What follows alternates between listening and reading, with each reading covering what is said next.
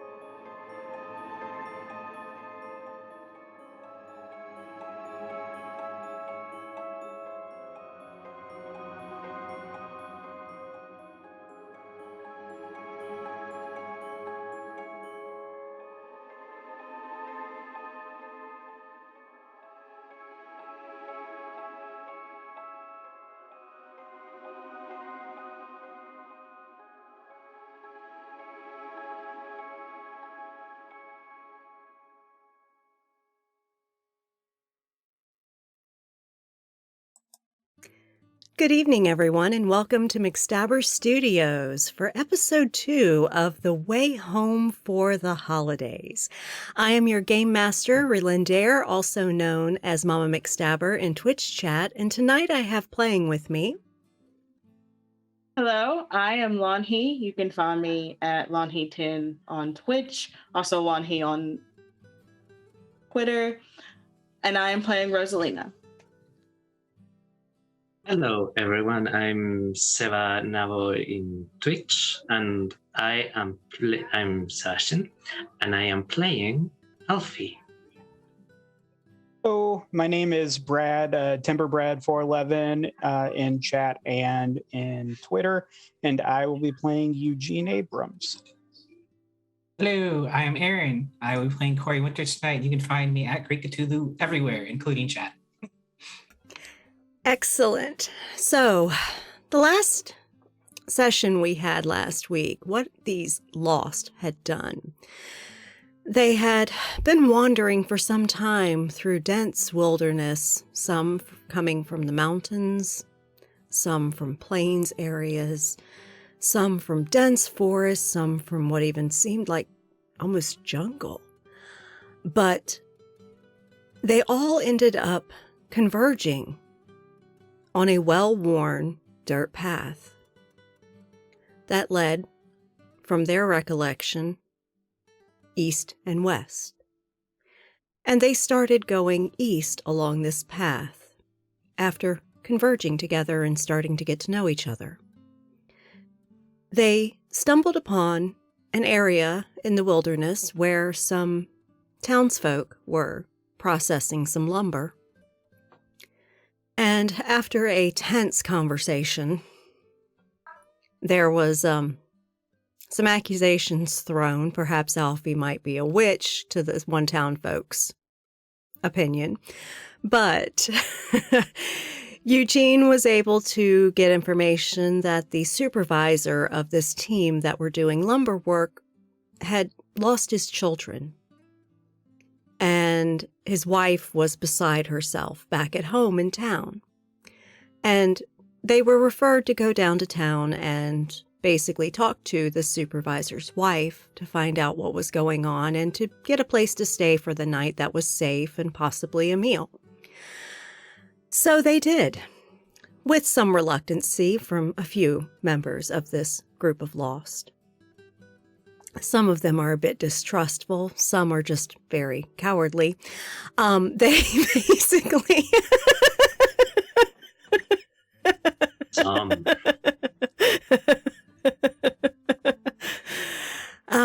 Well, one is just very clumsy, and that's how he got noticed by the woodworkers anyway. But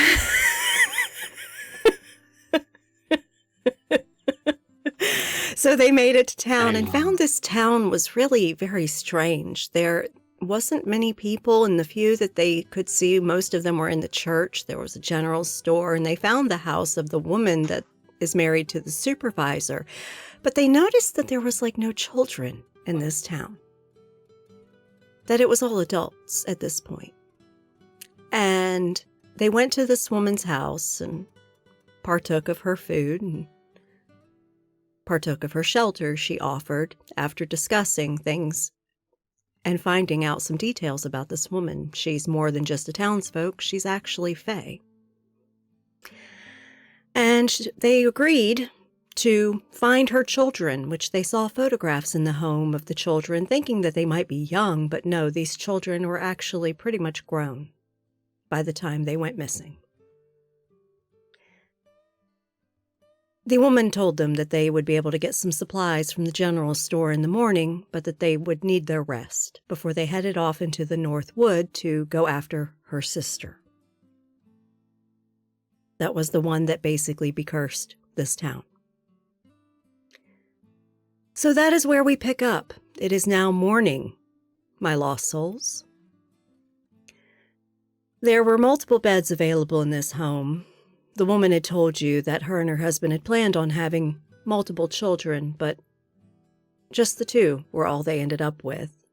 So there were beds, comfortable beds, available for you. You all actually slept peacefully. It is a very quiet town at night. So, when you wake, what do you do? Let's start with Rosalina. Rosalina would wake up, probably grab a snack out of her bag and eat on it, and then wait for the others, still also just surveying everything to make sure no one went missing or anything got stolen while they were asleep. Okay. You look through your bag. Nothing has been touched. Everything is exactly as you had left it. It actually doesn't appear that anyone entered your room at all that night. That once you turned in, you were left to your peace. As you exit the room, you actually see the middle-aged woman in the kitchen. And she actually looks and says, "Oh, you're the first to wake up. Do you need some breakfast?" Do you have any tea or anything? I ate a snack out of my bag. Here. And she actually has a pot of what appears to be porridge on the stove. And she takes a bowl from her cupboard and dips some, and she actually reaches in the pantry and grabs a little thing of jam and puts some jam in the porridge. She says, "My kids always liked it with jam." Yeah. You're welcome. Did you hear any of the others stirring yet? Not that I could detect. I think they're also asleep. Okay. Well, I'll make sure I keep this warm for them just in case they want something before they go. And she goes back to doing some things there in the kitchen while you sit down to start to eat. Who's the next to rouse? I imagine Eugene's probably been awake for a while. Mm-hmm. Still very much used to waking up early. But being kind of in a strange place and knowing that the others are, not awake, he would kind of just lay in bed waiting until he heard someone moving around, and then would take it as a cue to get up Okay. and exit out. So probably, I would say within like a minute or two after Rosalina, he would have probably gotten up out of the room and just kind of like look around, see if the other doors are open. And then if not, he would go to where he hears people moving around or talking. You do see that the door to the room that Rosalina was in is open. Now, Rosalina, did you remake your bed after you got up? No. He Her- probably would have just jumped right up. Her bed is messy and unmade. Eugene, did you remake yours? Yes. Okay. And as soon as Eugene sees that the other bed isn't made, before, like, he'll stop and he'll go in and make the bed. Okay, so you go in and make the bed. I actually want you to roll something on this because this is actually applicable to a move. Let me pull it up real quick. I want you to roll just 1d6 because you are assisting the woman of the house. You got a 2. You succeed. You basically make the bed very neatly. Those sheets are very tight to the bed. You are a man of the military. You know how to make a bed. And you could bounce you could bounce a nickel off it.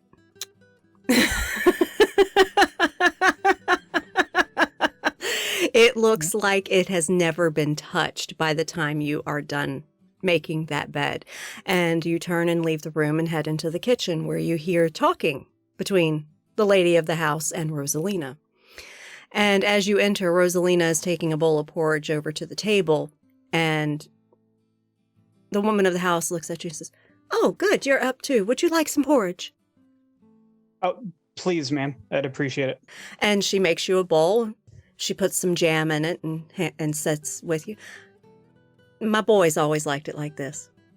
And he'll kind of like suppress a smile at that, just because there were absolutely things that his mom would have done for him in a very similar fashion. Mhm. And he'll take it over to the table and again kind of like assume the position of just like hunched over and then just like chowing, not even tasting. Now do be careful now. If you eat so fast, you might choke. I mean, he's probably halfway done by the time she's done getting that sentence out. Who's the next one to get up? Okay, so Alfie, tell me what happens when you wake up. Alfie wakes up very begrudgingly because he didn't sleep well. He kind of gets up, has this eerie feeling. I'm so stupid. Looks around, sees he's not home.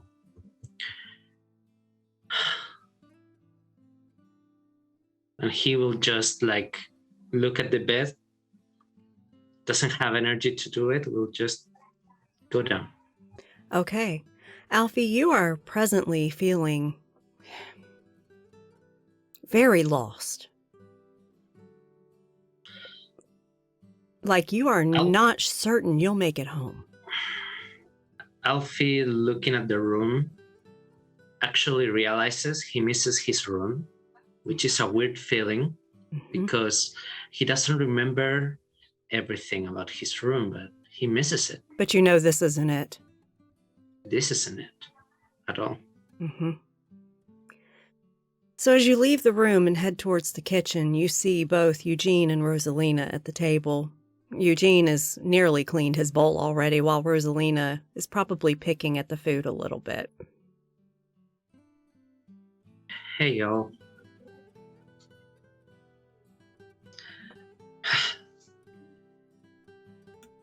Hello, Miss. I hope Lucy didn't give trouble last night. Lucy was a doll. She laid by the fire and went right to sleep after I gave her something to eat. Gotta feed that goat, though, because she stays hungry a lot, I think. She eats a lot, everything she finds. But she was a peach. And would you like some breakfast yourself? You know what? Yeah, I would love that right now. And she also makes you a bowl of porridge with some jam in it and tells you that that was how her boys liked it. Alfie, it's the best thing. Like, it's a little bit of good in the middle of all of this. So he's like, oh yeah, I love this. And so Corey is the last to surface for the morning. I think she throws back her covers, pulls on her hat, and then grabs her stuff and goes out to the kitchen. Okay. So as Corey walks into the kitchen, oh, good morning. It's good to see you. Did you sleep okay? Yeah, Good, good. Would you like some breakfast? sure. And she fixes a bowl of porridge, puts some jam in it, and hands it to you. Enjoy. Thanks. When y'all are finished, you don't have, Eugene, thank you so much for doing the dishes for me yesterday evening. I really appreciate that help. You don't have to worry about doing it this morning. I'll take care of it because y'all have something to do and need to get busy, and the general store will be open by the time you're finished, I'm sure. Eugene will start to get up to put the bowl away, just kind of out of habit, and then catches himself, and then he'll just get up, put the bowl once he's done in the sink, and then he'll go back and sit down. But he looks noticeably fidgety, it's awkward for him. Now I have to step out to go tend my garden. Like I said, y'all just leave the dishes in the sink. I'll take care of it when I come back in. But y'all, when you're done, y'all can just head over to the general store. I'm sure Saul over at the general store will help you out. Okay? And she heads out the back door to her garden. I think Corey kind of dubiously looks at the porridge because she has no idea what the hell this is. It's Whatever. really good. Whatever Rosalina doesn't eat, she'll walk over and sit it in front of Lucy and be like, "There you go." And Lucy puts her nose to it, sniffs, and basically takes out her broad tongue and laps it up in one swallow. And then she kind of makes this weird meh sound and just plops back down. I just hope. Alfie, was that a good noise or a bad noise? That was, I would eat the world. It doesn't matter, you know? I'm glad she didn't eat the plate. And all of a sudden, you hear a fairly croaky, somewhat like a woman who's smoked a carton of cigarettes a day her entire life say, "I have some manners, jerk." And it's Lucy. Do we all hear this? Yes, you do. I think Corey's spoon at mouth, just frozen. Did the goat just talk? Yeah. Yes. Eugene literally just looks at this goat. It's just. And Alfie is wild. He's just looking at Lucy. You could talk all this time. And with that, she just huffs at you. And then curls back up in front of the fire. And Alfie will go towards Lucy and just kind of very smoothly, not just very smoothly give her a pat. Thank you. She doesn't say anything else. She doesn't. I guess she only talks when she feels offended. Good to know. I had to tell her thank you. She was my friend for a long time. I don't know how much, but a long time.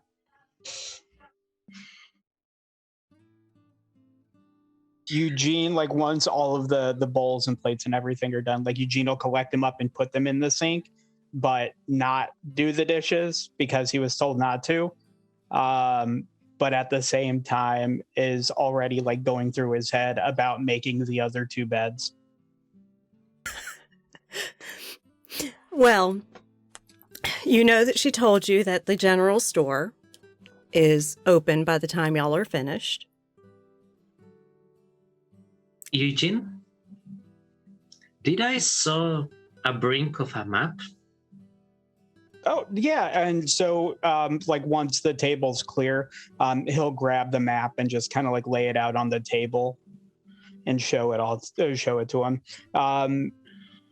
I would have Relynn explain what's on it because the only certainly the map is only a partial map.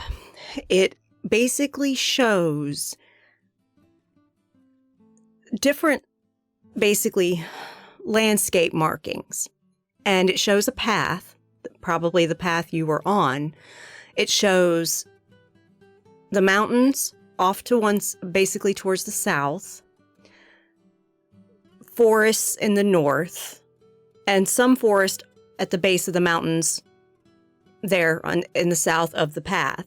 And then the path runs east to west, but it does curve here and there a little bit. There is the town that you are presently in, marked on the map. There is a section of woods called the North Woods that's just down the road just a little ways. And then it ends with half of the lake on the map before it was torn. You know, it's funny. Like, it would be really funny if someone else had a partial map. You know, like when he opens the jacket, like this one. Alfie has a map too. And when Alfie lays his map down on the table, it meets up along the torn edge. This does work like a fairy tale, and that's scary. And you know, like Eugene like immediately is like lining up the maps together because he's probably seen his half of it and now wants to try and see the other half for the first time.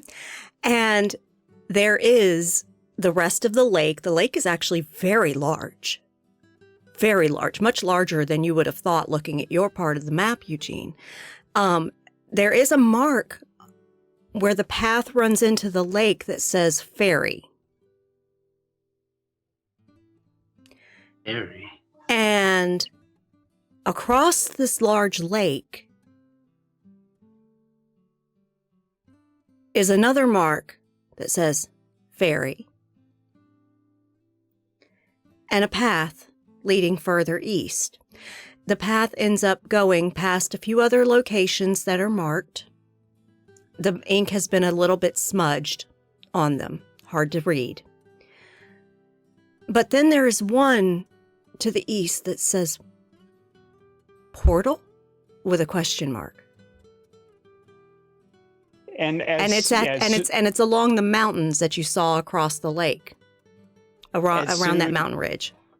Sorry. Mm-hmm. As soon as like Eugene were to see that, like that's instinctively where his finger would go. Is like that's where we're headed. Like I think that's where we need to go. Does that go too far away from the path? Like how does that work? The portal. Oh, it basically the path ends just before you get to it. It looks like that there's not a path leading directly to it, but the path leads you to where you need to go to get to the direction. You know, it's funny. It's almost like the path dead ends. I found this map, like in the middle of nowhere, and I thought, oh, some traveler left it. But now you have the other half, and I'm starting to think, did someone leave this map for us? I also found my half, like out in the middle of nowhere as well. So yeah, it's strange that we would both find not The full only a half of it, but we both have half of it. And like, the more I think this as a fairy tale, the more I feel like everything has a meaning. So either someone wants to do good by us, or someone wants to do really bad by us, leading us to that place. I think that there's another thing that this means, that we were meant to find each other. And if I had half of the map and we ran into each other, all of us have to be meant to have met. I agree. I think that this is strange like a tale. Yeah. Where everything has an ending. I guess it means that it wants us to leave too, since the path is there, right? Yeah. Speaking of which, do we want to go to the store like she suggested? I mean, it wouldn't hurt to go and see what they have. They might have something we need. Yeah. I'm willing to see what they have in store. But yeah, if they look too much at Lucy, I will probably get out. But I trust you. So you know. He'll look kind of like over at Lucy and then look back to Alfie. I have a feeling she can handle herself if she needs to. Okay, so you guys have all decided that you're going to go check out the general store before you head to the North Wood. When you step out of the house with the blue door, Lucy actually doesn't even look back at you. She just heads down the little footpath out of the town and waits by and plops down by the path.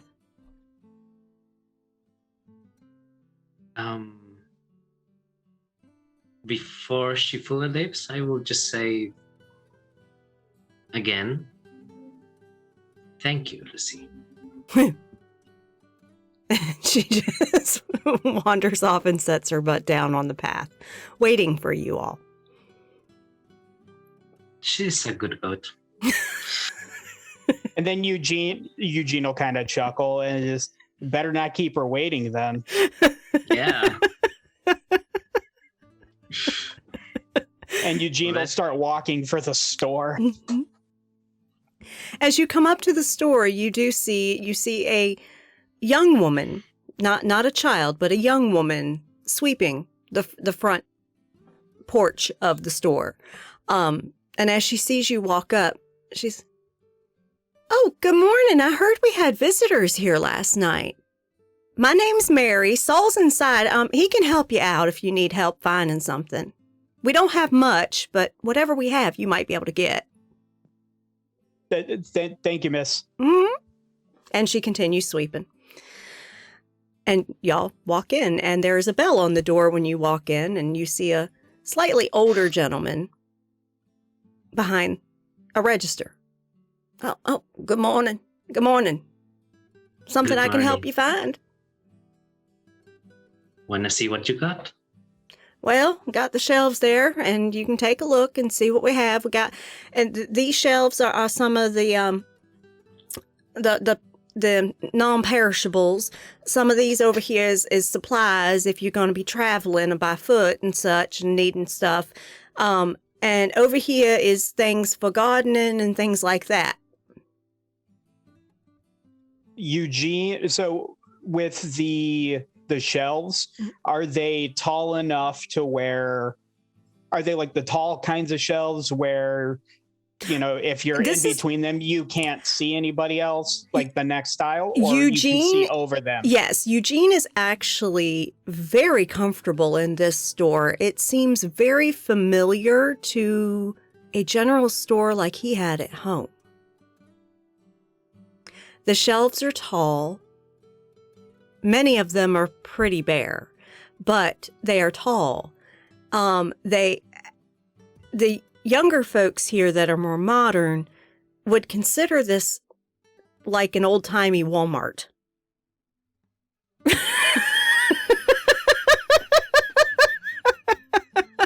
It seems like they have a little bit of everything they stock here, but the shelves are actually wood. They are made of wood, and they have various supplies. There's a set of shelves on this end that may have like some preserves and things like that, and there's some over here that's got, all the other miscellaneous type gear that you may need for travel and things like that. And then there's ones here with like gardening type stuff, like fertilizer and all that kind of stuff. Eugene will be walking up and down the aisles, just kind of like looking at everything, Mm-hmm. trying to get a sense of what they have and what might be useful to them from what he is expecting. Okay. In the preserve aisles, unfortunately, the non-perishable aisles, it's fairly well picked over. There is not much as far as food supplies. You may see a couple jars there's a jar of pickles, there's a jar of beets, there's a few things there, but nothing major. There is no meat.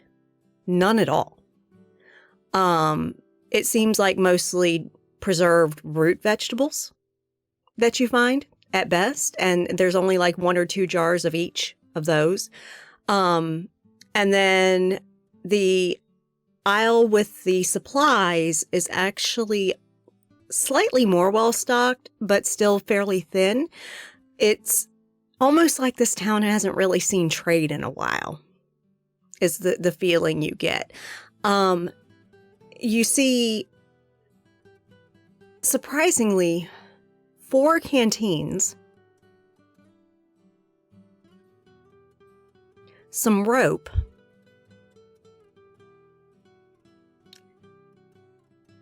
and what appears to be a canvas like tarp.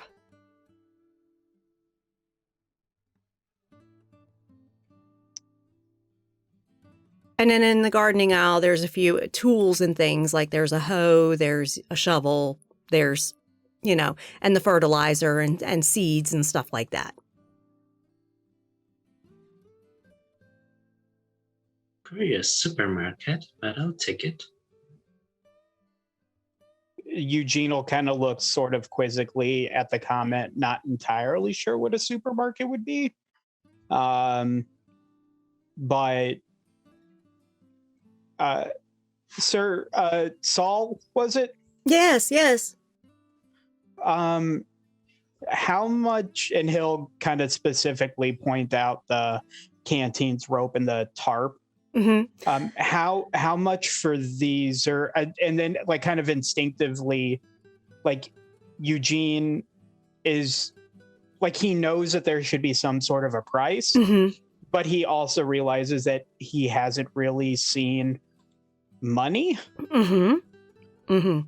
Well, I'm pretty negotiable about things. You see, we don't get much trade in these parts anymore. So we just kind of barter. So if there's stuff you need and you might have some stuff that you don't need so much anymore, then we might exchange.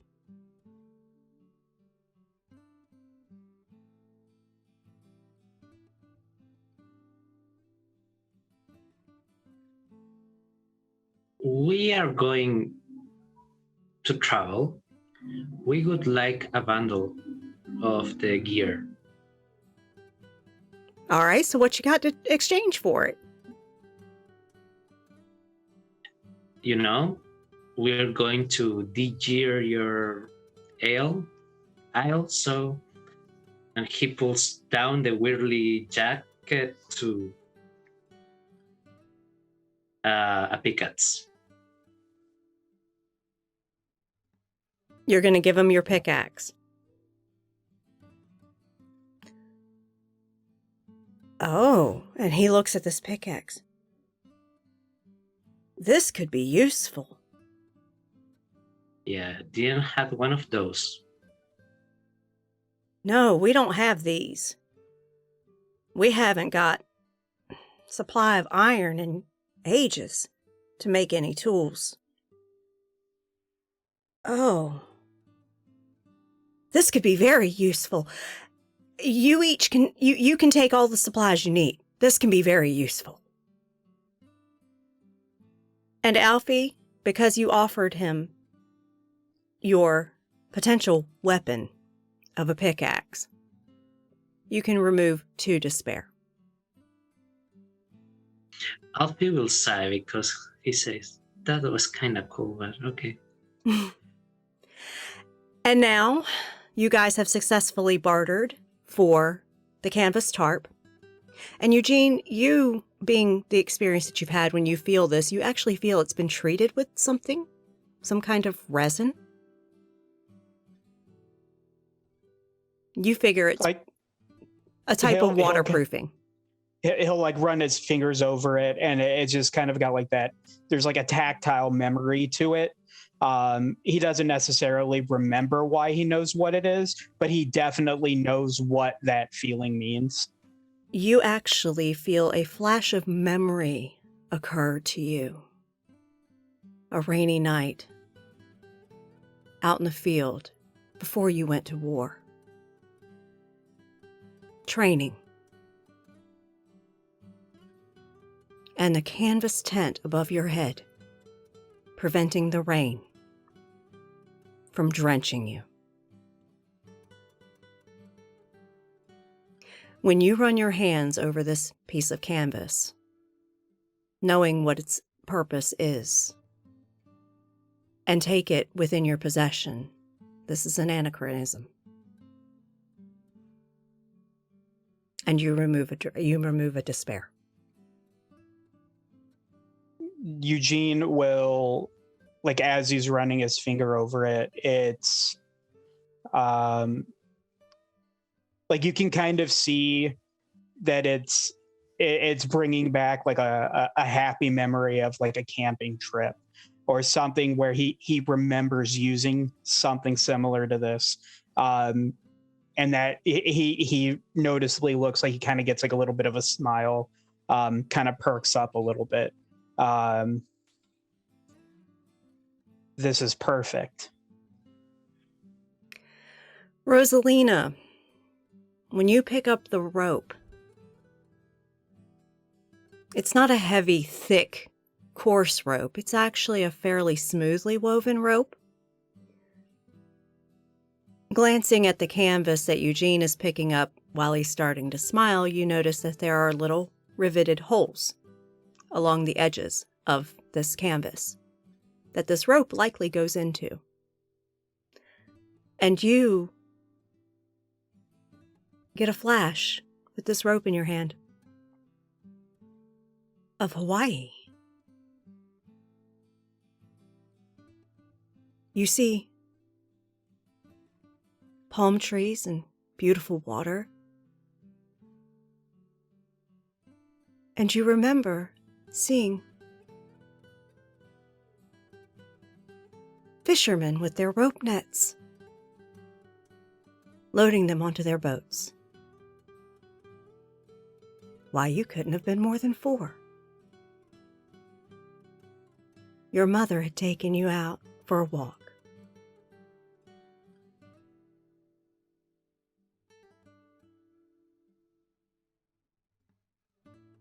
This is also an anachronism for you. And you remove a despair.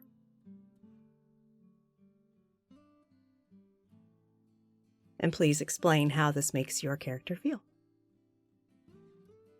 He would instantly start smiling, and you would see like she would kind of, if you looked at her, she kind of felt like she had like this big weight on her shoulder. She would kind of, her posture would kind of straighten up just a little bit, and there'd be like a little bit of like a twinkle in her eyes. And Corey, you grab the canteens. This unfortunately does not trigger anything for you.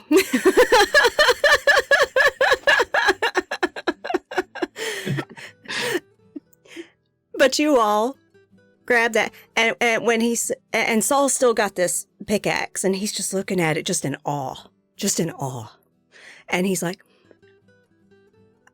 "Is there anything else you want? You have no idea how helpful this will be to us."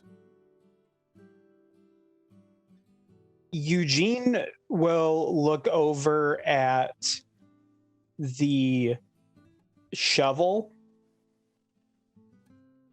Can we take that too? Oh, absolutely, absolutely. You can. There's a pump near the stables. You can get some water there. Eugene will just kind of like instinctively he'll go over, grab the shovel, and then take the 4 canteens, and kind of, if it's the kinds of canteens I'm thinking of where they've got like the little hoop, like with the cap, he'll basically just kind of like slip them over the handle of the shovel, so all 4 of them are there, and he'll carry them to where the pump is and fill them. Okay, so you all exit the store with your. If anyone else, if wants you to want do anything else, but Eugene will exit and go fill the canteens. Exit to do the canteens. Okay. Yes. How much food is left?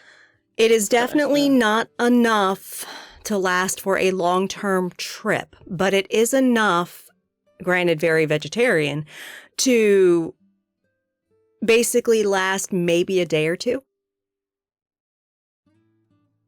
You might get 2 more meals out of it, maybe 3 if you stretch it then.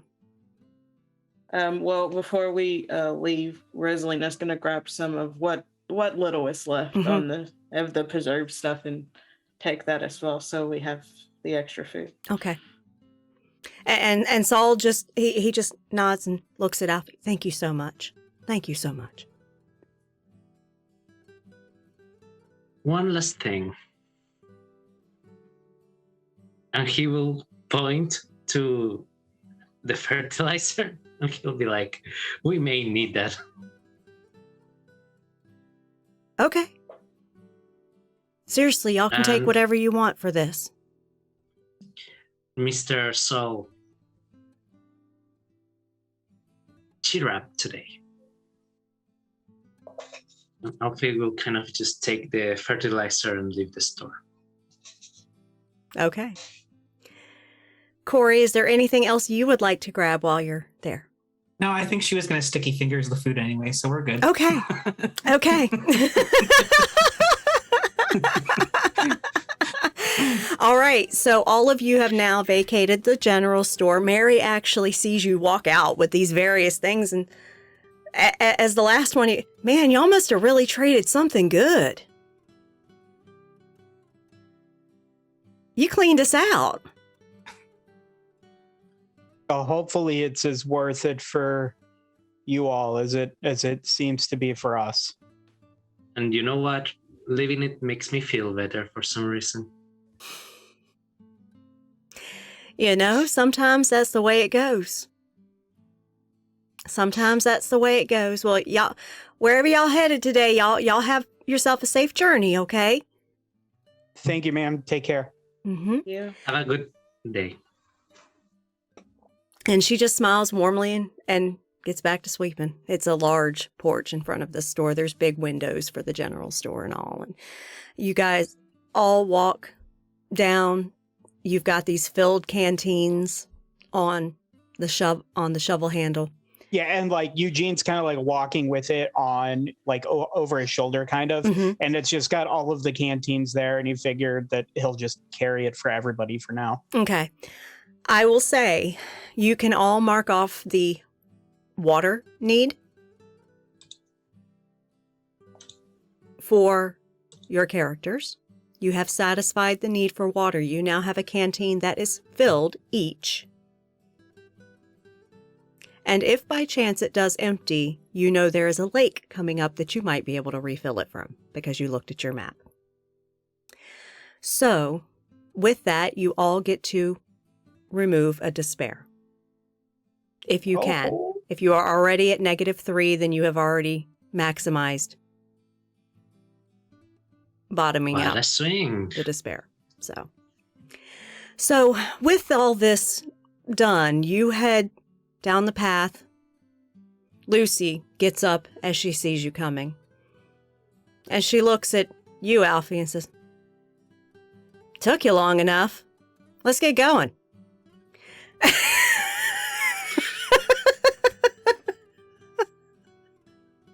Does anyone else get the feeling that Lucy's in charge, actually? Absolutely. You know what? I trust her a lot by now. She can be whatever she wants. All right, and you guys head down the path towards the North Wood. It's going to take you a good hour, based on the map, from where the town is to get to where the marking on the map was for the North Wood. And of course, while you're walking along this path, you're looking for something that looks like it might be an entrance into this North Wood. It's really dense woods along this side of the path, basically the opposite side from where the town and where the folks were doing lumber. And it's very, very dense. And you actually, it's dark and dense, and you hear, weird sounds coming from the forest as you're walking up closer to it. Is there any conversations you would like to have while you are on this walk? While we're walking, Rosalina will kind of look at everyone and be like, no matter what we hear, we need to stay together. I don't know why, but something's telling me that we have to stay together. Agreed. Right, strength in numbers and all that. You know what? When yesterday you seemed so coy about taking the thing, I thought you were wrong, but right now I get it. I think you are smart. Thank you, Alfie. I think we're kind of fucked.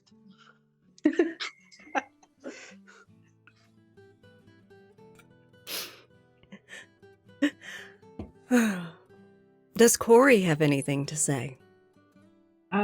If y'all want to grab some kindling while we go, I might be able to start a fire that we can use to take care of this witch fae thing, whatever. Eugene will be looking out for along the path, just kind of stray branches or whatever, anything that might make a good kindling. Okay, you actually see a few things that could be useful. You see some fallen branches along some of the trees at the edge of the path. You also see some pine cones that you, Eugene, and others who have started fires know can actually be very good for fire starter. So, yep, you. Who here has a bag? Okay, so I imagine that Rosalina is actually going to be picking up this deadfall and stuff to put in her bag, and pine cones. So, okay, excellent. So you all have walked about an hour, give or take, a little longer. And you see, not a path, but a spot where it seems like nothing's growing. There's a little bit of moss on the ground, but the trees have parted here. And it's just wide enough for maybe 2 people to walk shoulder to shoulder through. And it's hard to see how far back it goes. But because it's very dark, it's just because of all the cover. It's not so pitched that you can't see, but it's very dark. The further you try to see, the harder it is to see what's back there. And as you look at your map and realize that this is most certainly your access to the North Wood, you turn off into it, and the moss actually dampens the sound of your steps along the forest floor. The sounds you're hearing in the distance are weird. Some of them might be birds, but they're making sounds like it's distress. And you hear grumbles and growls in the distance. But you trudge along, watchful, listening to see if something comes too close. Does anyone have anything ready just in case? Some kind of weapon of some sort? I think Corey's got her skateboard in hand for sure. Eugene will... Go ahead. Reslina will have out her pocket knife, just in case. Eugene's got his trench knife out for sure. Okay. Alfie kind of smiles and walks along Lucy. Yeah. Lucy isn't even acknowledging you. She has got her head like on a swivel. Just, the same level. Mm-hmm. He'll be like, I'm safe.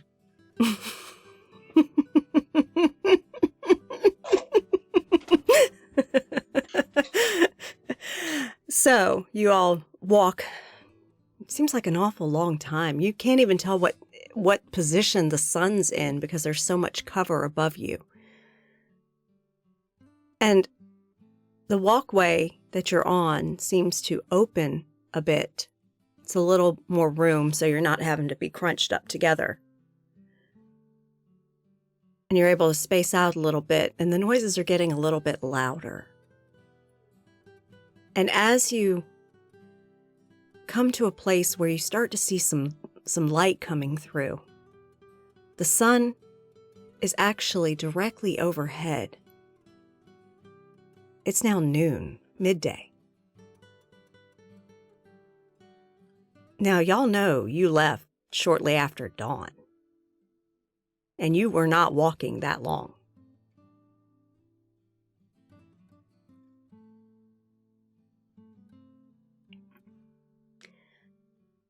But in this clearing that you've approached, you see there's actually wooden fence line around the clearing. Very rustic. There's actually honeysuckle growing along the fence. There is a field, not a large one, but like a small garden plot with various plants growing. There are rustic wooden pens. One has dogs in it. One has wolves in it. Another one has goats in it.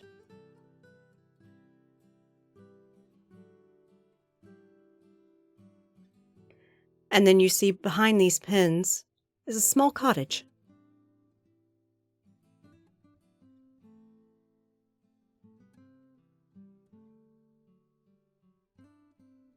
And the sound of birds is coming from behind the cottage.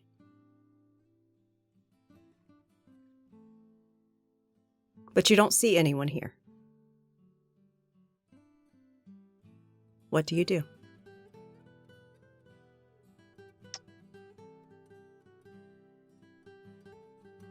Corey is going to lean over to Eugene and be like, don't witches turn people into stuff in the fairy tales? And kind of look towards the goats. That they do. Tirsa turned bad people into pigs. Oh, Corey's also going to case the house a little bit. Are there like ground level windows? There are, actually. It is not a multi-story home. It is a very small one-story home. It looks like it may have 2 to 3 rooms in it, tops. As you are casing it, though, the curtains are pulled. Mm. Eugene will probably kind of follow along with Corey, one, because he's reckless. And also because kind of like with what Rosalina said earlier, he wouldn't want Corey to go off Alone. by themselves. So he would be following her specifically. Are you still carrying this shovel with the canteens? No, so he would sit it down kind of with Alfie. If for nothing else, he can slip the canteens off and use the shovel as a weapon, like impromptu if he needs to, but he would leave that down. So he's literally just in his clothes with the knife, and he's moving like he's done this before. Okay. Okay. So I want you both to roll and add your ignorance. You are trying to observe with this basically hut. I got 3. Okay. And we're doing the 2d6. Mm-hmm. Okay. I got a 4. Okay.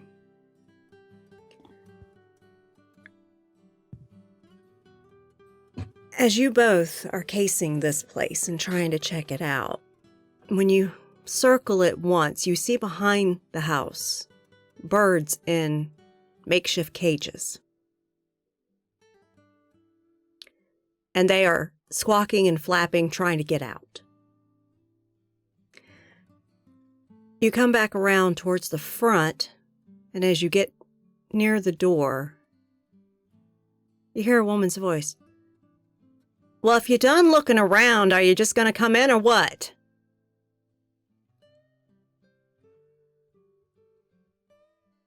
Corey looks to Eugene. I mean, Eugene will do pretty much exactly what he did with the farmer, because they've already been seen. Like, I mean, it's it's over. So Eugene will just kind of like stand up with the knife in hand. But like not necessarily like in a threatening manner, but then again, it's a knife in the hand. So, It's a knife in the hand. It's threatening no matter what you do.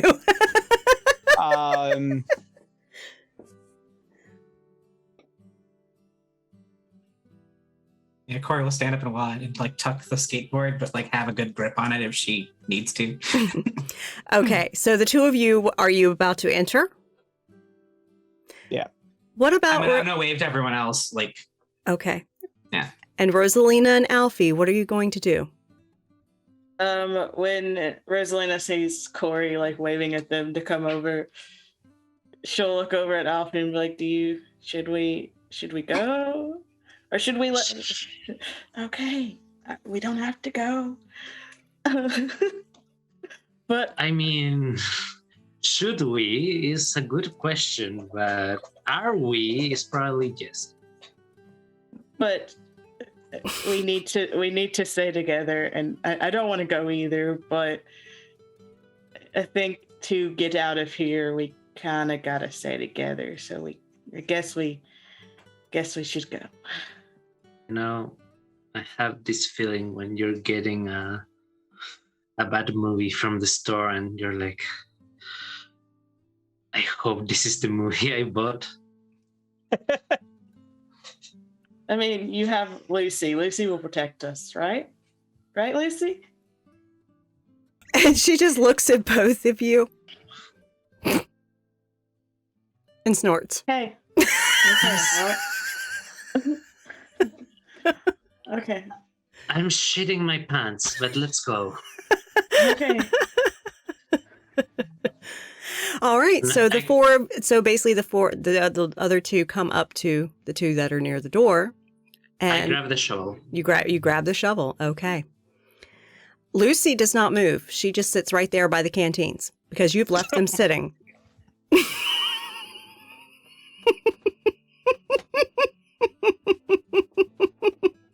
I'm going to look at all of them and be like, she seems to be the only smart one of us. Maybe we should have stayed back. Oh, Eugene's pretty much like, because he's reckless idiot. He's he is pretty much going like right for her. Yep. Okay, so you basically open the door and walk in. Oh, he won't just walk in. He'll knock first. Okay. Because He's polite. Yeah. I said come in. And he'll open the door with reckless abandon. And Eugene enters first with Corey right behind with a skateboard gripped in her hands, with Rosalina and Alfie picking up the rear, begrudgingly.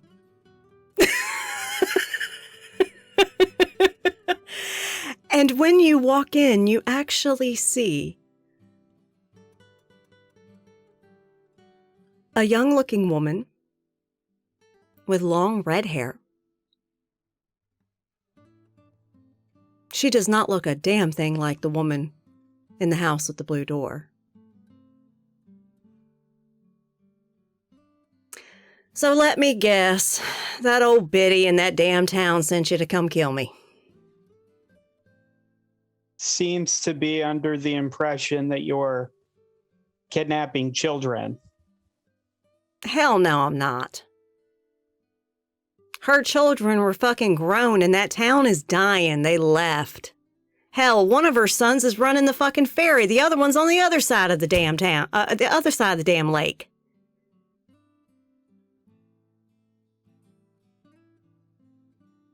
But what's with all the animals, if you don't mind me asking? That's because I produce healing herbs and tinctures. I do a very fruitful trade.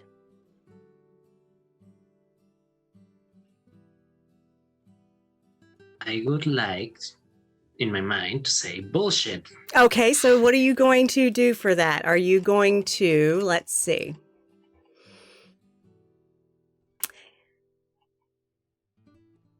With this, I actually want you all to roll and then add your distrust because you are conversing with this woman. While Alfie is doing that, can Eugene observe to see if she like gives anything away? Like absolutely, you can roll and add your ignorance instead of the converse. I got a 6.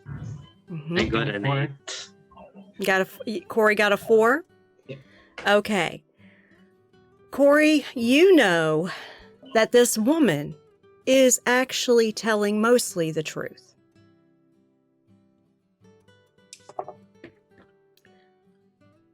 Rosalina, what was your score? 6. You aren't certain if anything she's saying is the truth.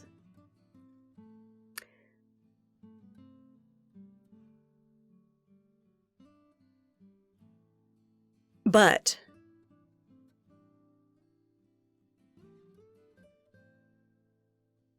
you are able to compel her to tell the truth. But let me deal with Alfie. Alfie, what did you get? An 8. An 8.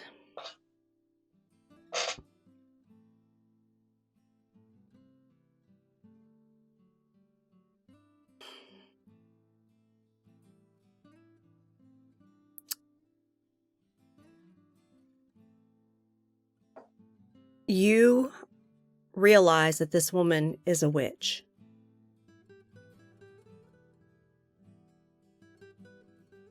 Like he knew it, he thinks.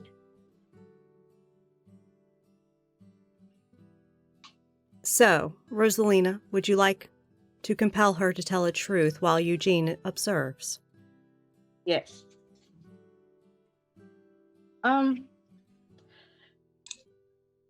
I don't mean to sound rude, but I'm having a hard time believing that you got all these animals through trade for the herbs and stuff that you make. That's a lot of animals out there. You have birds and goats and wolves and dogs. I do.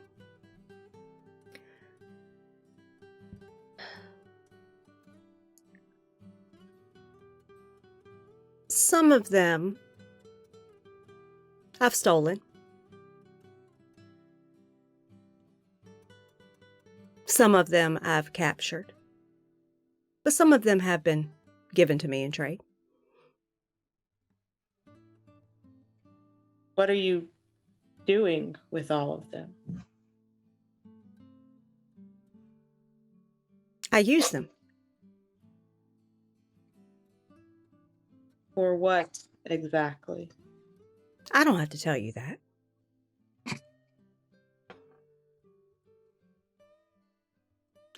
And she looks at Eugene. Now, Eugene, what did you get on your observe? 6.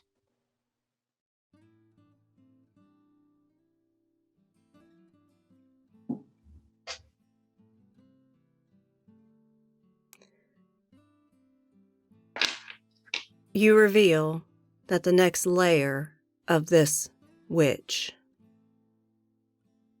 is the devil.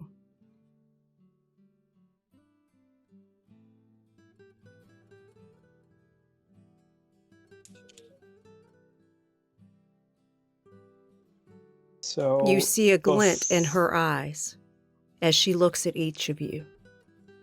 Seems to glow just a bit.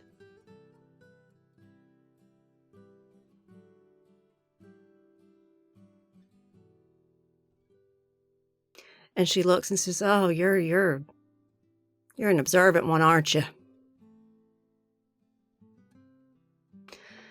That woman made a deal with me.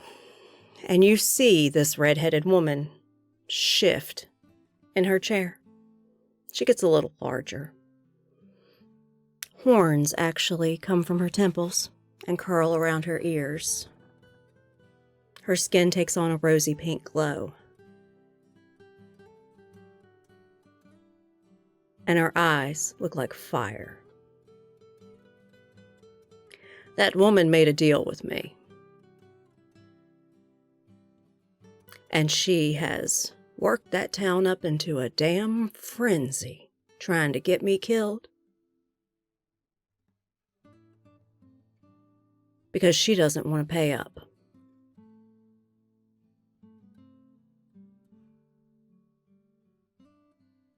Now,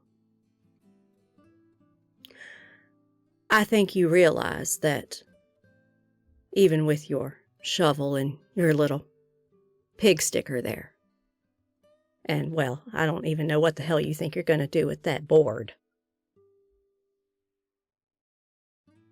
And, sweetie, really, do you pick your teeth with that?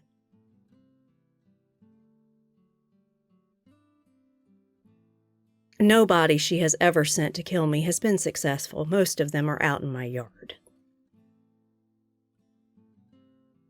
Suppose that I was right, I see. I knew it. Her sons are working the ferry. They left the town because there was nothing to fucking eat there.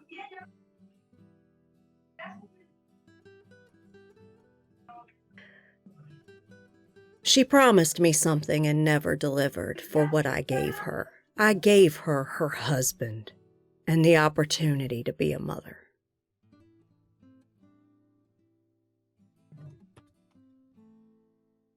What? Say it. What did you ask? Oh, that's not your deal, that's hers. However, to walk safely away from my home, we're going to have to make a deal. And this is where we are going to go to break. Holy shit.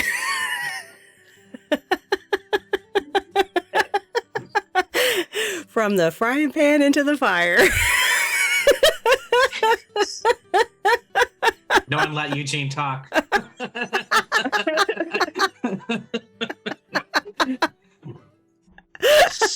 So we will be back in 10 minutes, everyone. Hang tight. It's going to be a bumpy ride. And we are back. Needless to say, we spent that break with everyone being like, fuck shit, fuck shit, fuck shit.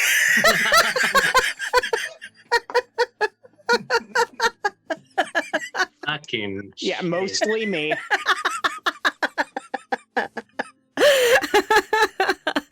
All right.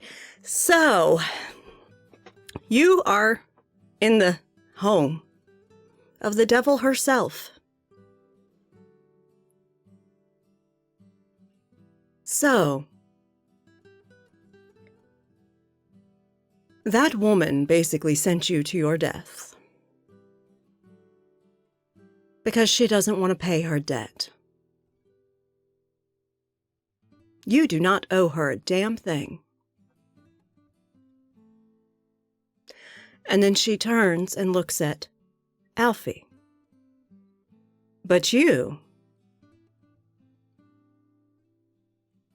owe me. Really? Mm-hmm. And this is the point where Alfie gets hit with realization.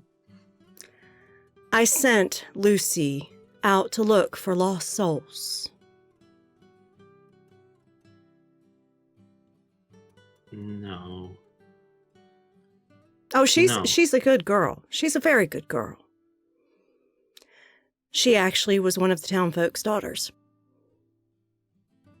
That bitch in that fucking house with the blue door sent to try to kill me.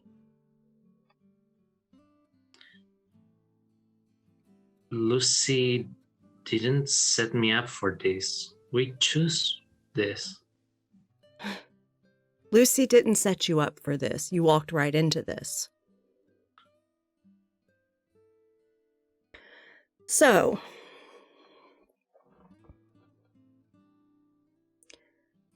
I can help you all.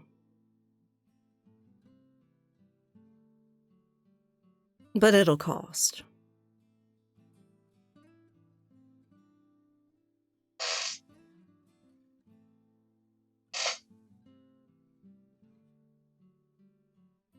Would you care to hear my offer? Does hearing the offer imply necessity to agree? Oh, you can refuse.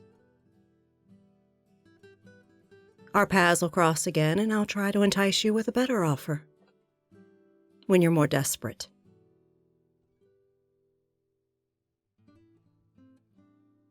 Hit us. You think you're the worst. You're not. Hit us.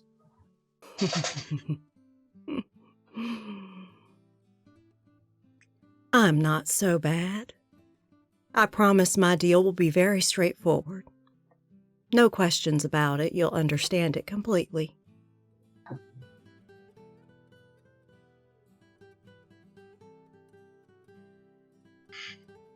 But I do expect compliance if you agree to it. I expect to be paid what I'm owed for my assistance.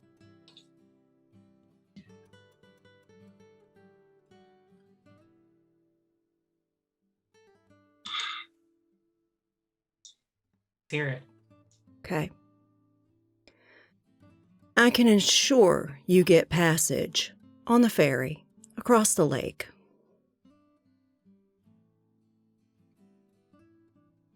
Those young men, those ferrymen, they work for me.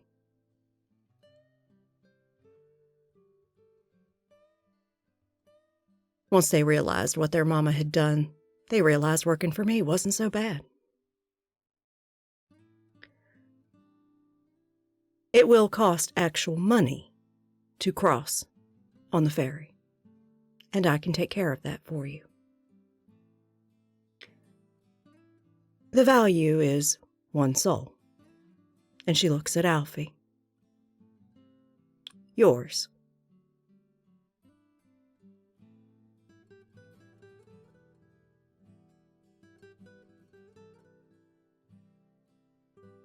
Do we have a deal?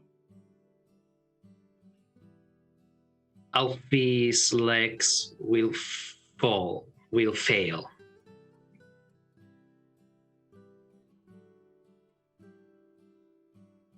on the ground. He says, just, where am I? You are in my domain.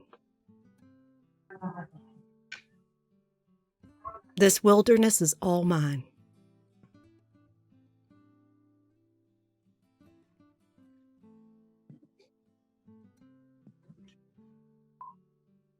Curiosity often kills the cat. Private Abrams.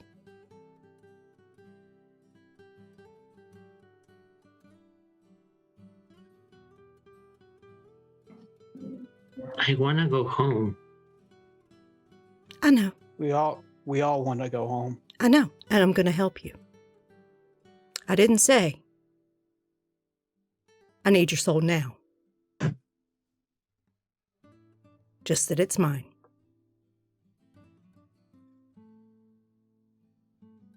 Can we make a counter offer? No.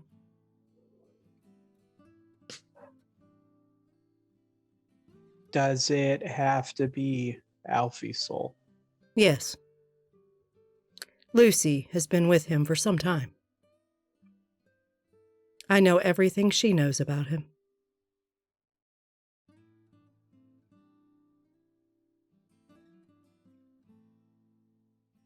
You don't know me.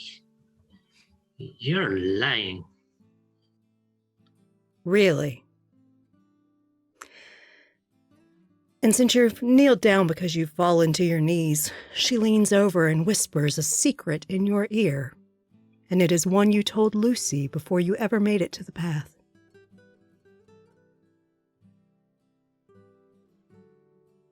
Do I not know you?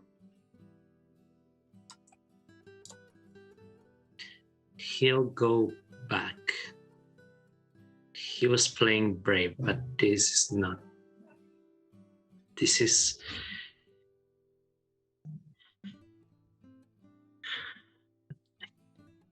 I can't deal with my soul. Once you're dead, you don't need it anyway. What happens if we refuse?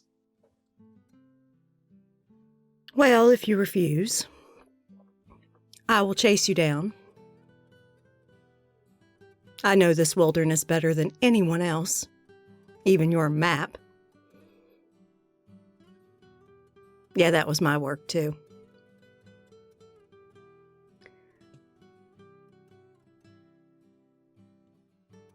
And I'll offer you a more enticing deal, as I said before, when you are more desperate.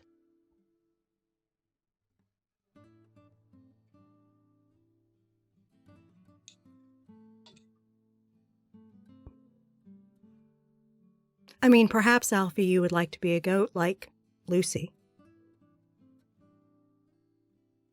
You two could be best friends forever.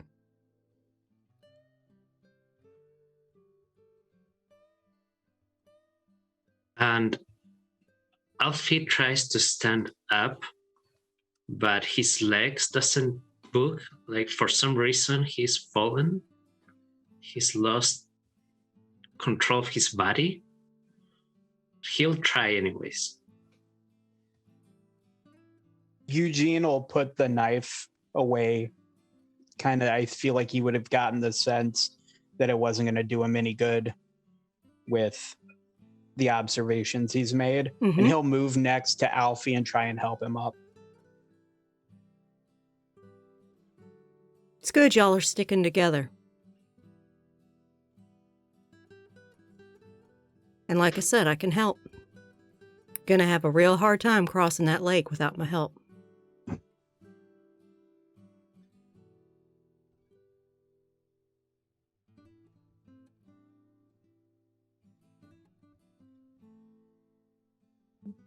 Eugene, I'm scared.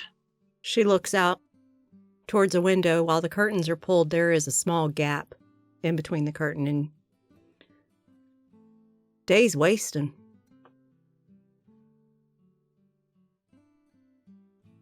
Like I said, it doesn't have to be right now, Alfie. And you'll get to be with Lucy forever. Because once you leave here, you can't take her with you.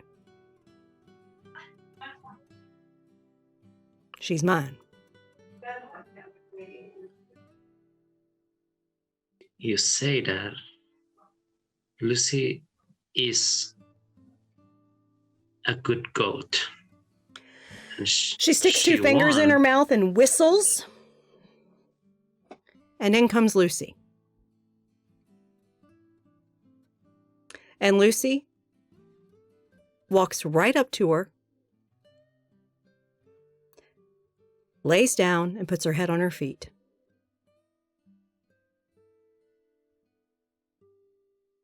She was a gift to you, to help you, and you took it. And you're willing to give nothing in trade. No. She met me. I accepted help. And you are a devil. And he will stand up. And I look at and she looks at you and says, at least I'm honest about it. What are you? A coward that likes to insult people to make yourself feel better.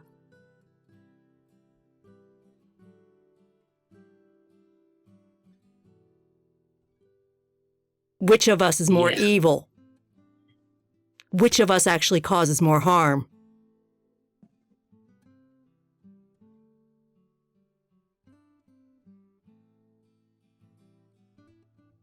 Alfie, is there like a fire?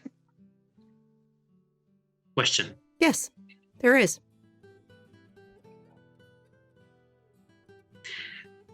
Grabs the shovel into the fire to her face.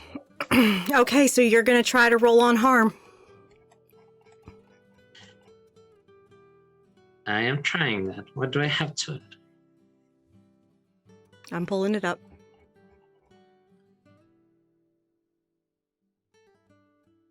Oh, it's actually hurt.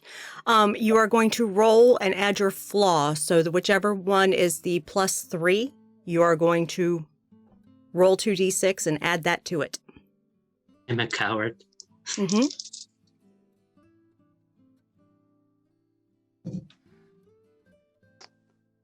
At 10. Eugene is right next to him. And again, I feel like being reckless and kind of reckless isn't exactly the right word, but I mean, it's I think he trusts Alfie more like immediately than he trusts whatever this thing is, and would try to like assist Alfie. Like In the action that Alfie has done, it is quick and impulsive. Okay. Alfie, you rolled a 10. You have an option. You can either surrender, pass out, or give up.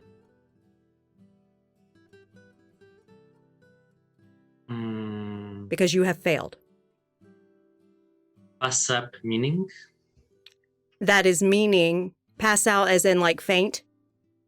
Oh. Yeah. Nap time. Nap time. I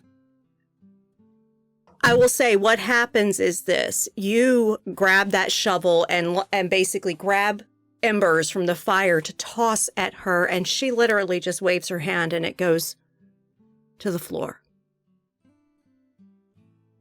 Doesn't even touch her.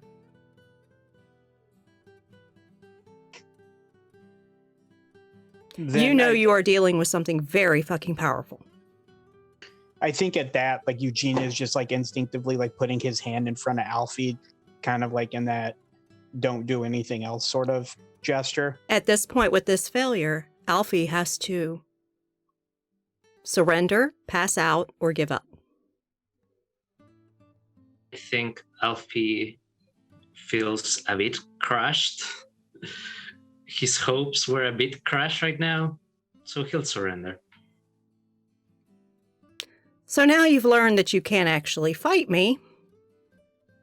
Are you ready to stop being a jerk and pay for the help you've taken?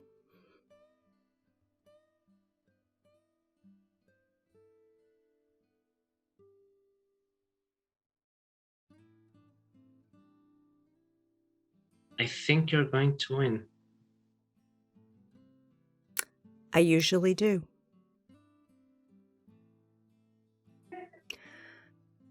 And she looks down. I take that as agreement.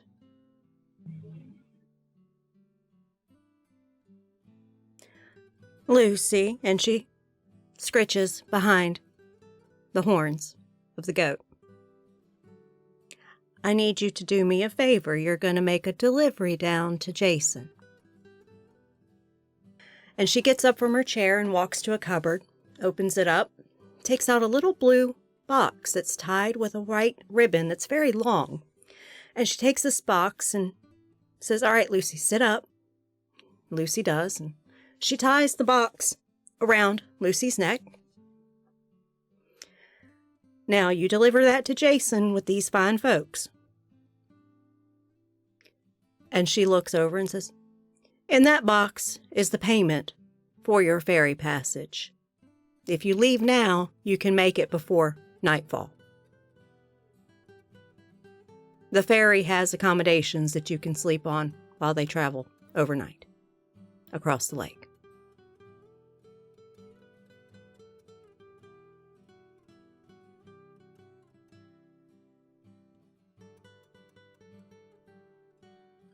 Well, go on now. Don't forget your canteens out in the yard. Eugene will go out and grab the canteens. Rosalina, as she's walking out, will grab Alfie's hand and squeeze it and just hold his hand as they walk out. Alfie can't talk. He just follows. Or he walks out, but is like, you know, you're a real piece of shit, lady. You're gonna get yours. I already did, and that's why I keep getting mine now. And she closes the door behind you.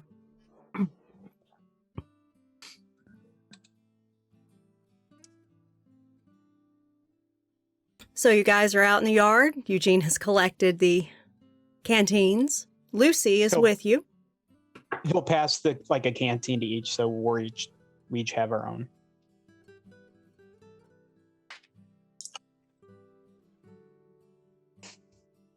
He did get an advancement, I think. I think you also got despair out of that. How much? Let's go. A lot. A lot. Let's go with 2.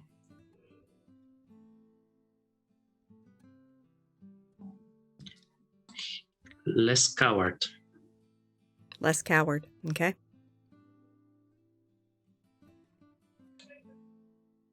So you all are making your way through the forest. The sounds are not so scary now that you know what they are.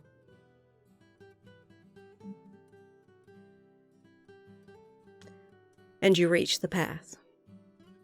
Path continues east towards the lake. While you are traversing this path, if you would like to have any discussions, please feel free.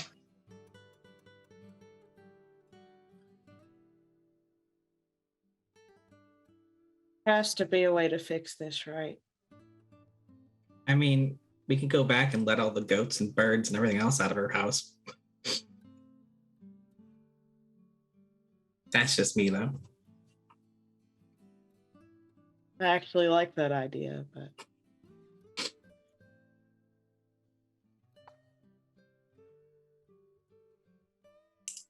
there has to be something that we can do to save Alfie.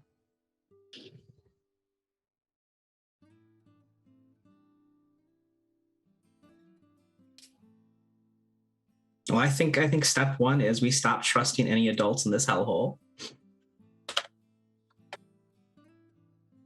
I agree. Eugene just nods. Hey, Eugene, you okay? You're usually very talkative. You're kind of quiet.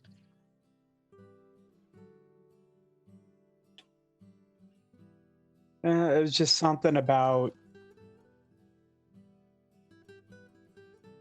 I don't know. It's nothing. It'll be fine.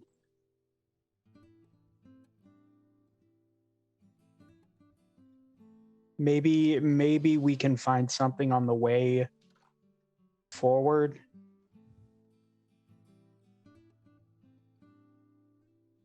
I feel cold inside.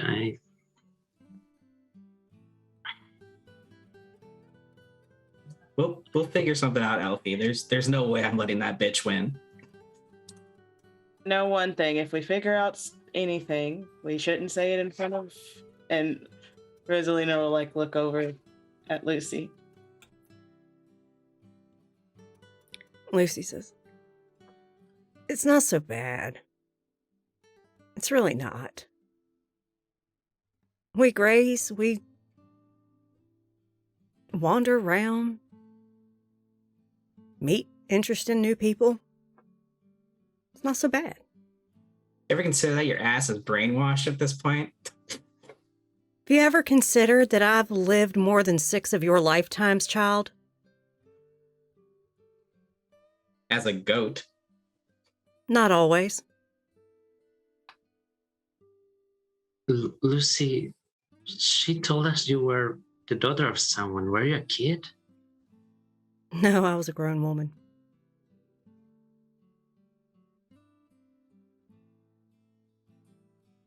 I lived in that town. Long time ago. When it was a good town.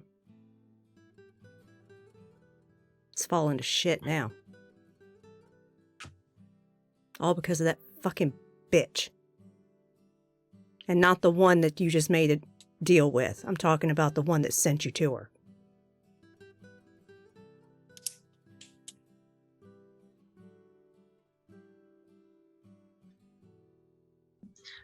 If she had just honored her deal, that place would still be wonderful. What was the deal, Lucy?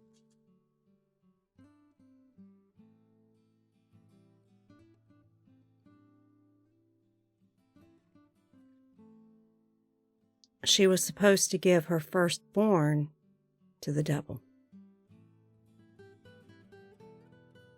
As payment for the bliss she was given.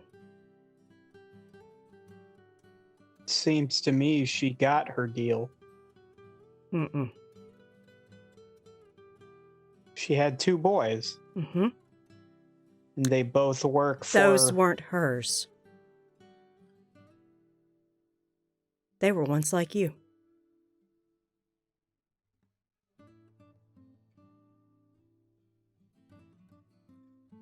She's a bitch, so what? I don't care about her. But you're grown, Lucy. You're grown. Mm-hmm. That's why I look at you like you're silly sometimes.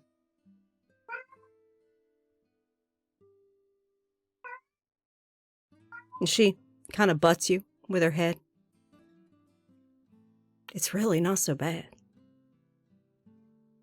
And she snorts at you again and keeps walking.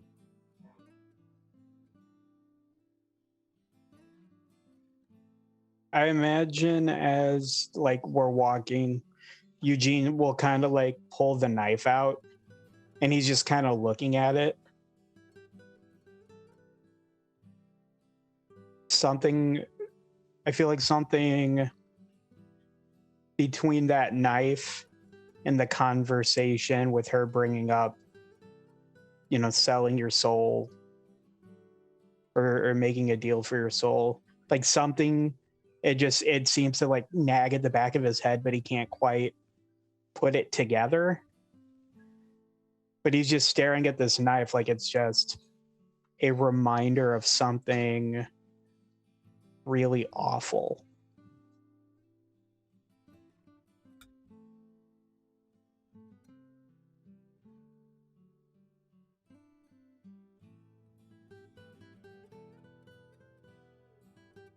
I thought she was I thought she would have taken mine. For some reason, I thought...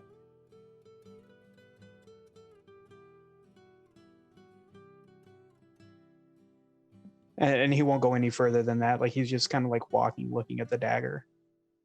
Lucy actually looks at you when you say that and says,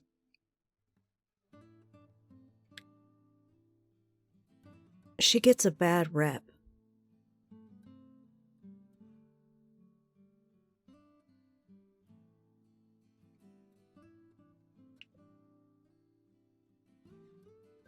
She doesn't take murderers. She doesn't take horrible, horrible things. Those of us she takes, she actually protects. Because there are dangers in this place.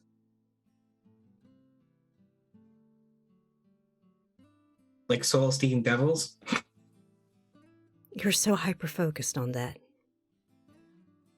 I mean, it feels like a big deal.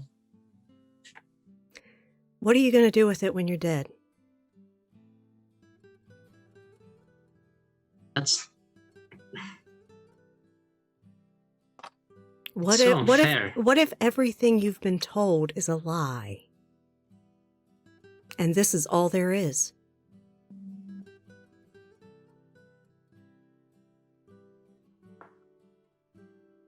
Wouldn't you want somebody to protect you?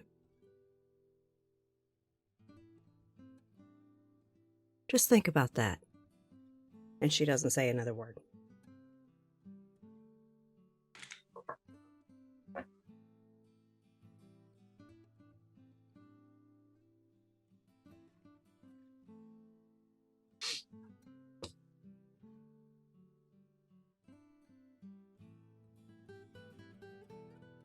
Any more conversation? So you trudge on in silence. The sun is now behind you, getting close to setting in the west. You see little lights along in the trees.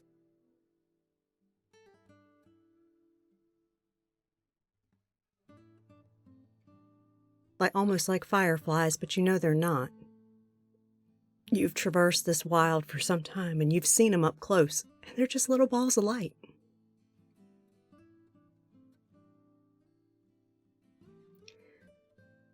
And the trees start to thin. The land slopes downward a bit along the path. And you come up to a dock on the edge of the lake with a large ferry boat on it. And there is a young gentleman. Looks like he might be 17, 18. With dark brown hair, really kind brown eyes. And he looks down, he says, "Lucy, who you got with you?" And he looks up and he says, "Y'all need passage?"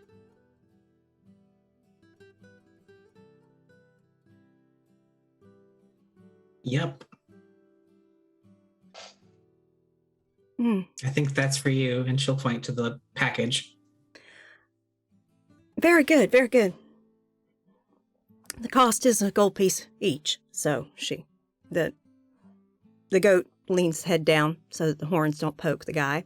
And he unties the ribbon and takes the blue box from her and opens it up. And he pokes inside it and he takes out 4 gold pieces. Excellent.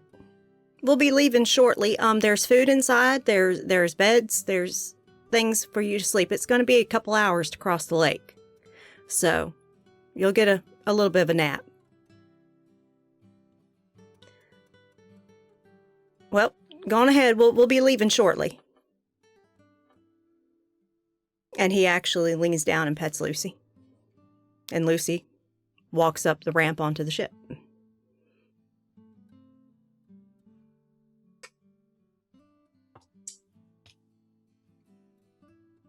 Guess we should get on.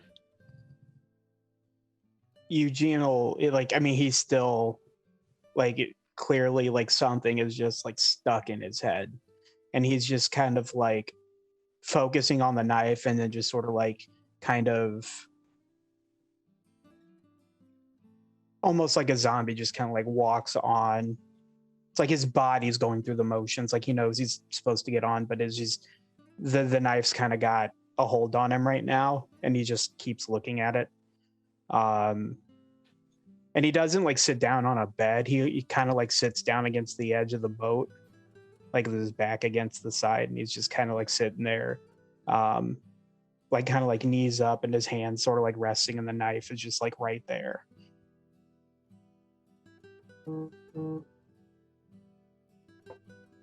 Rosalina will get on, still holding Alfie's hand, and then she'll see that Eugene has kind of sit down against the boat, and she'll kneel in front of him and be like, "Hey, I'm gonna need you to get it together, okay?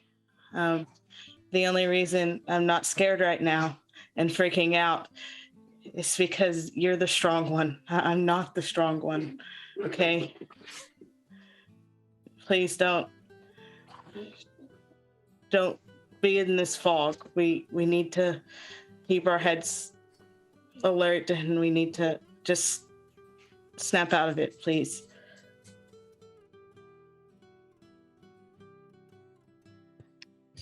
He just kind of sort of mumbles a response.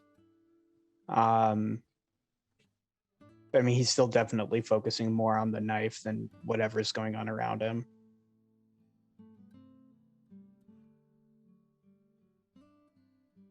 Okay, so you are all on the ship now?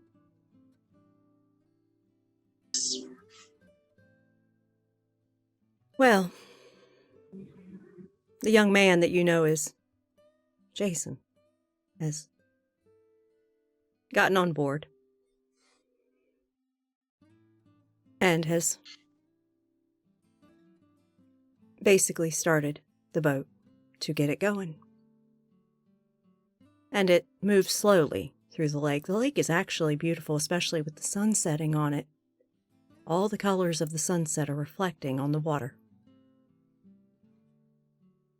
And you see some birds flying around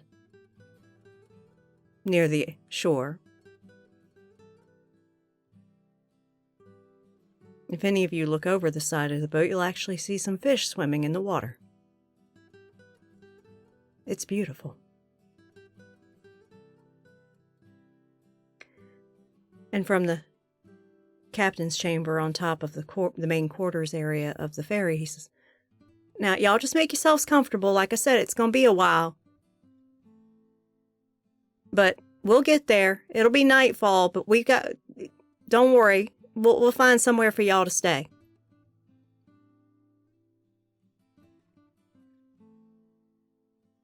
And with that, we will call it an evening for the way home for the holidays.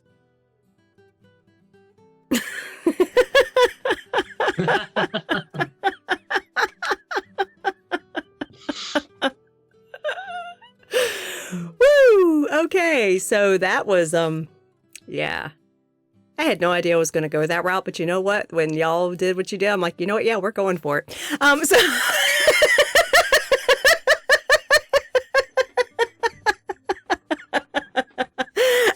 All right. Well, thank you everyone for joining us tonight. Hopefully you enjoyed our continuation of our tale of these poor lost souls trying to make their way home without falling to despair in this hell of a purgatory that they are stuck in.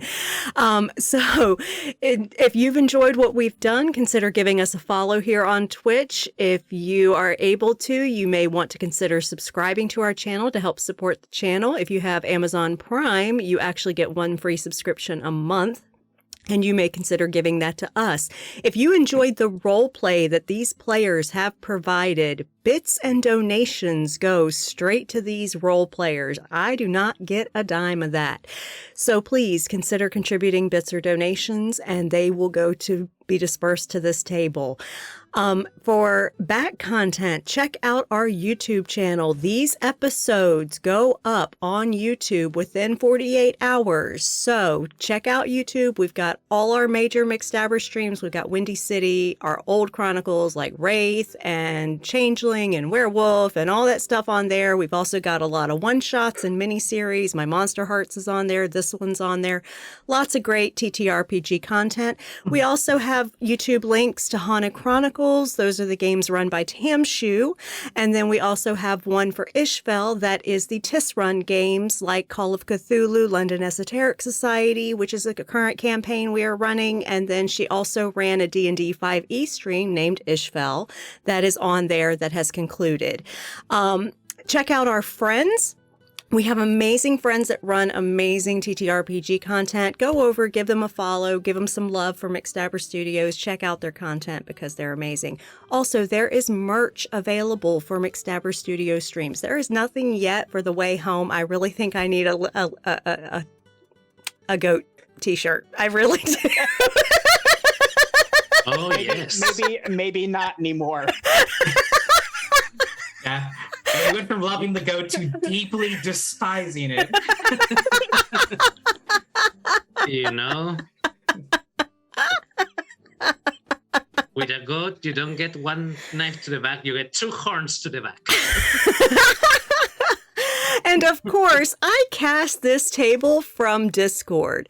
If you join us over on McStabber's Lounge, you will get to chat with every single person at this table. And you will possibly be able to be cast in games that we run on our stream because we cast from our Discord channel. Join us over there at McStabber's Lounge. It's a great little community of folks that love TTRPGs and everything else under the sun. We are a bunch of nerds, but we're awesome. Join us over there.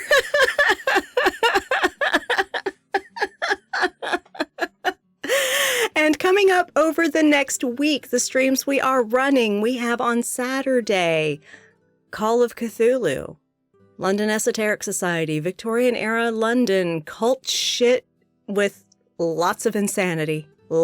These investigators are so whacked out. Oh my God. There seems to be a theme. Yes, there is. That's at 3 p.m. Eastern on Saturday. Then on Sunday, we have Windy City After Dark, Season 4, Episode 9 at 5 p.m. Eastern. Y'all, Episode 8. We haven't even filmed Episode 9 yet. We do that on Thursday evenings. But oh my God, Episode 8. I mean, we had our first diablerie ever in the Chronicle. There was someone left to the sun after being lingering kissed. So in their last moments, they were just pining to be drained dry while the sun roasted them. Yes, there is some dark shit that we've been doing up in that Chronicle. So you'll want to tune in Sunday at 5 p.m. Eastern to see where we pick up after that. And then, of course, we are back here with Episode 3 of The Way Home for the Holidays. These Lost are trying to make it to some weird portal on a map. They have traversed the countryside. They have gone into a town and were misled by a fae. They were sent basically to what the fae presumed was their death and had to make a deal with the devil herself. They are not okay. They are not okay. But they are damn determined to make their way home. We'll see if they can make a step closer next week at 8 p.m. Eastern on Wednesday in Episode 3 of The Way Home for the Holidays. Seriously, thank you so much, everyone. And really, we at McStabber Studios, we take the well-being of our players at our table very seriously. Every game we run, we do consent checklists and make sure that we all understand that there are certain lines that are just not crossed, because while we play games that are horror-based or horror-inspired and that may push limits of characters, we do not want to traumatize players. Because really, well-being and mental health is so absolutely vital. It really is. And if you find you are struggling, stay in touch with those you love and adore. Make sure that you have those connections strong. But if you are struggling, get some help. There are helplines available in chat right now free for you to call or text to get support if you are in crisis. And there is also a website if you are outside of the U.S. that you can click on to get resources in your country to get support if you need it and are in crisis. And I, Mama McStabber, nicest mean nurse you'll ever meet. Timber Brad here with me is the meanest nice nurse you'll ever meet. We're going to tell you, Get your damn shots. that's right. Get your damn shots. It is currently flu season. Get your flu vaccine. It is also still pandemic. Get your fucking COVID shot. For real, if you can, get your vaccines because it protects you. It protects people around you. It really does help alleviate a lot of the burden on our health system if you do this. So please, please, please take care of yourselves. And with much love, we hope you all have a wonderful evening. Thank you so much, everyone.